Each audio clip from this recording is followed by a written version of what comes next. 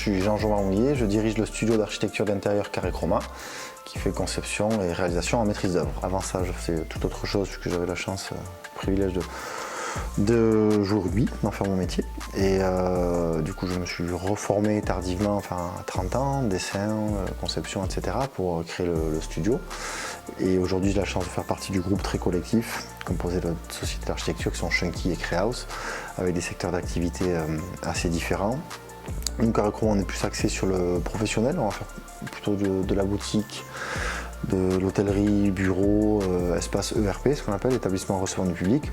On va garder quelques dossiers par an de particuliers pour faire des belles rénos d'appartements. Enfin, on va essayer de faire des belles rénovations appartements ou maisons, mais voilà, notre cœur d'activité il est quand même pas mal sur le professionnel. Et donc voilà, c'est par ce réseau-là que j'ai découvert MG Elec. Nous, sur nos appels d'offres, on intègre quasiment à chaque fois l'équipe MG Elec sur les appels d'offres en électricité.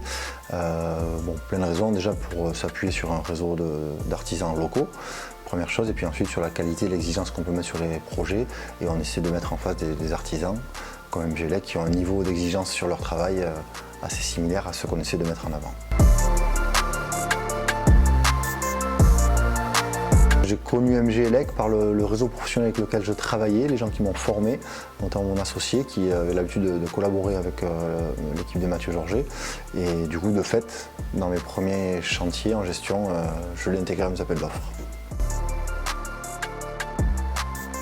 La raison pour laquelle je sollicitais MG Elec par exemple, c'est sur l'exigence et le sens qu'on donne. On essaie de donner aux choses sur le chantier.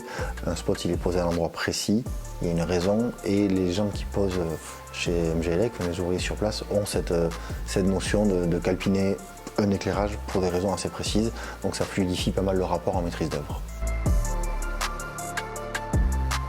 La communication avec MG Elec, un peu comme je pense tous les artisans et tous les maîtres d'œuvre d'ailleurs, un peu de toutes les façons possibles, quoi. On s'appelle, on se voit, on a les réunions de chantier hebdomadaires. Après, quand on est en phase de pause, on sait que dans la journée, on va être sollicité un certain nombre de fois. Donc les échanges sont assez fluides et ça peut être du mail, de la présence sur chantier pas mal, et évidemment du téléphone, ça ne peut pas y échapper. Ce qui est plaisant, c'est l'autonomie des équipes et le fait qu'on puisse acter et trancher des décisions directement avec un chargé d'affaires sur chantier sans forcément que ça remonte à Mathieu. Et du coup, ça aussi, c'est encore une chose qui peut fluidifier le rapport.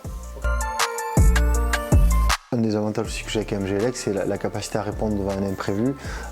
Souvent, dans le cas d'une rénovation, il y a des choses qui sont actées en plan.